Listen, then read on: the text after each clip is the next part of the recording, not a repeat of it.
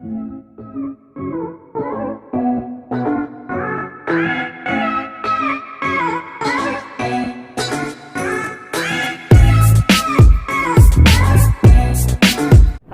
हैं आप लोग? तो कैसे चल रहे हैं एग्जाम की प्रिपरेशन? बात करते हैं इकोनॉमिक्स में। तो we are talking about statistics की क्लास आपने शुरू की थी और आपने कहा था कि ऑलमोस्ट डेली वीडियो डालेंगे। ऐसा नहीं हो पाया, आई एग्री, लेकिन क्लास तो शुरू कर दी है तो कंटिन्यू करते हैं। Come to the basic point, centres of tendency, सब measure of centre tendency, different measure of centre tendency में सबसे इंपॉर्टेंट पार्ट आता है मीन, जो बिगिनिंग है। सर हम लोगों ने 9th क्लास में मीन को पढ़ा, 10th क्लास में मीन को पढ़ा और नाउ इट्स 11th क्लास, तो हमें मीन को पूरा क्लियर करना है। स्टैटिस्टिक्स का मेजर पार्ट है जिसको क्लियर करना है। और आज की क्लास में हम एक फॉर्म, सीरियसली एक फॉर्म जो सबसे पहली है उसको कंप्लीट करेंगे, and that is none other than the individual series. आपने कहा इंडिविजुअल ऑब्जर्वेशन सीरीज, इसको कैसे क्लियर करेंगे और उसके न्यूमेरिकल कैसे सॉल्व करने, वो यहां डिस्कस करने वाले हैं। दो तीन चीजें दिमाग में रखते हैं। पहली चीज, sir how to solve this, अगर ये आएगा तो इसको हम कैसे सॉल्व करेंगे। पहले मीन होता क्या है? Sir it's a number obtained by dividing the total value of different items bye their number. आपने कहा सर एक रॉ सीरीज मिलती है, मेरे पास कुछ 20 से 30 नंबर दिए गए हैं, 5 10 16 14 20 21 22 1 3 4 5 7 10 15 18 19 20 24 25 28 29 30 40 51 52 53 54 70 78 71 1 2 5 6 7 9 10, ये नंबर दे देंगे मुझे। अब मैंने कहा ये नंबर दे देंगे तो पहले मुझे क्या करना होगा, इन सब नंबर्स के जो सम है उसको टोटल करना होगा।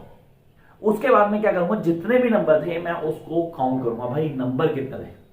सिर्फ ऑलमोस्ट 23 to 25 नंबर बन रहे थे। मैंने उस नंबर से क्या किया, जो सम आया था उसको डिवाइड किया, सिंपल सा उसको डिवाइड किया, तो जो रिजल्ट मेरे पास आया उसको हम बोलते हैं मीन।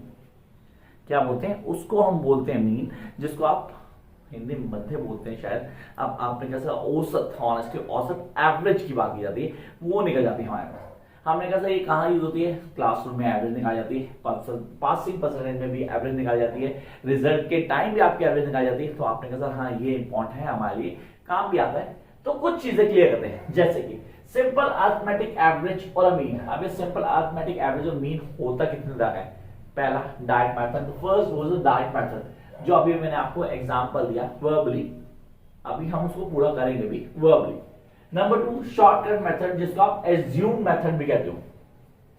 ऐसा रिपीट, जिसको आप लोग एज्यूम मेथड भी कहते हैं, बहुत इंपॉर्टेंट है पेपर के पॉइंट ऑफ व्यू से, जो हमें समझ आना चाहिए। And then the step deviation method, yes the last one, the step deviation method. तो पहली सीरीज आती है इंडिविजुअल ऑब्जर्वेशन, इसके अंदर स्टेप डेविएशन नहीं आएगा, इसमें आएंगे दो method, that is direct and assumed. अब डायरेक्ट क्या और एज्यूम क्या है, इसको क्लियर कर लेते हैं। हमारे पास डायरेक्ट मेथड जैसा बोला गया, सर यहां पे मेरे पास वर्कर्स दे दिए, वर्कर्स से ए बी सी, हो सकता है D E F G H भी हो जाते, हो सकता है यहां पे ए बी सी की जगह यहां लिख दिया था राम, रमेश और मोहन। अब ये 3 वर्कर्स है भाई, सीरीज 3 वर्कर्स हैं, राम रमेश और मोहन, राम रमेश और मोहन। अब इन तीनों की हमें क्या दी हुई है? हमें दी है वेजेस, वेजेस दिहाड़ी जो आपको मिलती है काम करने के बाद, 110 120 130, ठीक है, जिससे इतना दिया हुआ है, मुझे ये पार्टी दिया हुआ है।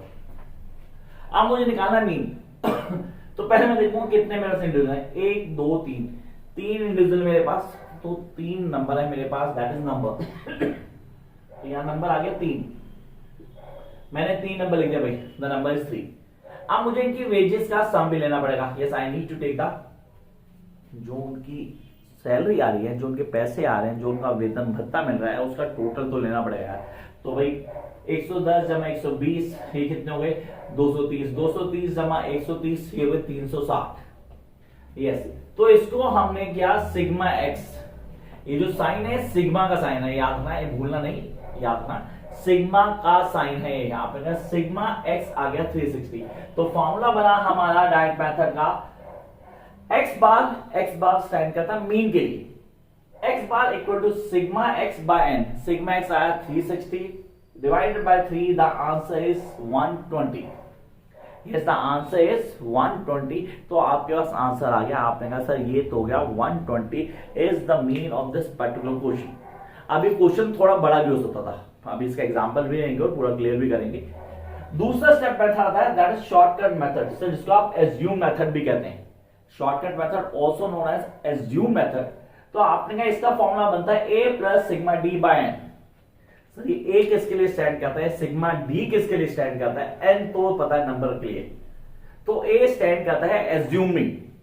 आपने कैसे एज्यूमिंग कोई भी ले सकते हैं, मेरे पास 110 था, 120 था, 130 था, मैंने सबसे पहले ले लिया 110, मैंने 110 को एज्यूम मीन ले लिया, चलो सर 110 हो गया एज्यूम मीन, a की जगह गया 110। सर सिग्मा d के, अब जो मैंने एज्यूम मीन लिया ना, मुझे वो सब्ट्रैक्ट करना पड़ेगा x से, तो ये assume mean is D deviation of items from assume mean. आपने कहा सर इसका फॉर्मूला क्या बनेगा, that is x minus A, जो d होगा हमारा, this d is x minus a। Yes guys you need to clear this d is known as to be x minus a, जो भी नंबर होगा उसमें एज्यूम मीन है मैं minus कर दूंगा। तो मैंने यहां लिया सर, मेरे पास था 110, 110 माइनस 110 0, 110 माइनस 120 10, ठीक है जी, 130 माइनस 110 20, तो भाई 120 माइनस 110 10 आ गया, 130 माइनस 110 20 आ गया, तो टोटल सब मेरे पास आ गया सिग्मा डी इज 30। मैंने फॉर्मूला लगाया दैट इज ए मेरा था 110 plus sigma D 30 divide by 3 equal to X bar. Now please check out, ये बहुत इजी कैलकुलेशन, मुश्किल नहीं है। आपने कहा 3 1 जा 3 10 जा, तो आ गया 110 प्लस 10, योर आंसर इज 120। तो आप चाहे लेते हैं वहां 130, चाहे लेते हैं 110, चाहे लेते हैं 120, आपका जो एग्जैक्ट मीन था वो यहां डिफाइन हो जाता। So this is the easy way to do. Sir ये तो ऑनेस्टली ऐसा हुआ कि आपने बोर्ड पे किया होता और हमें कैसे पता लगा, हाउ गोइंग टू कि यार ये ठीक था या नहीं था। मतलब प्रैक्टिकली हमें क्वेश्चन पेपर में आएगा तो हम उसको कैसे क्लियर करेंगे, कौन से कॉन्सेप्ट दिमाग में आएंगे। तो ठीक है, पेपर में क्वेश्चन आता है, आपको कुछ नंबर्स दिए हुए हैं and that numbers are being going to be कुछ इस तरह के होंगे नंबर, हमें जो क्लियर करने होंगे वो आपने कहा यहाँ पे जो नाम होंगे वो कुछ सर आसान तो नहीं होने रहे, उसको थोड़ा क्लियर करेंगे, अच्छे से समझेंगे हम। यहाँ पे क्वेश्चन बदल गया हमारा, और जब क्वेश्चन बदलता है we need to clear the concept. ये कॉन्सेप्ट को यहाँ पे समझते हैं, ये कॉन्सेप्ट क्या है, कैसे क्लियर करेंगे, करने का तरीका क्या होगा, एक एक पॉइंट हमें आना चाहिए। ठीक है, let's go and clear the concept. Sir ठीक है, कॉन्सेप्ट क्लियर करते हैं। मेरे पास नंबर्स दिए होते हैं, उन नंबर्स को फॉलो करते हैं। आपने कहा सर वर्कर्स दिए हुए हैं, वर्कर्स राहुल, चलो यार अपना नाम लिख लेते हैं, मोहन, दिवेश, असद, अनुज, ठीक है जी, अमर, जैनी, नितिन। ये वर्कर्स, हमें इन वर्कर्स के नाम आपको दिए हुए हैं, दे दो वर्कर्स, इनके नाम आपको दे दिए गए। अब यहां पे आपको वेजेस दे दी जाएगी, वेजेस 200, 150, 150, 200, 200, 300, 500 एंड 400। ये इनकी वेजेस देगी थी आपने कहा सर वेजेस थी। अब मेरे को इसमें निकालना है arithmetic mean by simple method, जिसको दैट मेथड कहते हैं, and then one is assume method. Assume method से निकालना होगा। तो आपने कहा सर फॉर्मूला लगाया मैंने, that is X bar equal to sigma X by N, X bar sigma X by N. तो ये आ गया टोटल मेरे पास, so 0 0 0, then again 5 5 10 10 10 10, one balance, 3 4 5 6 7 8 9 12 12 and 17 17 and 4 21।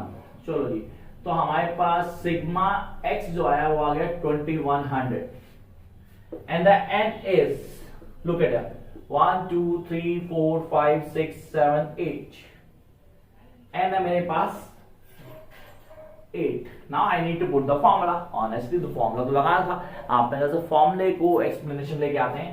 Sigma X bar equal to, formula था हमारा sigma X by N, तो that is 2100 divided by 8।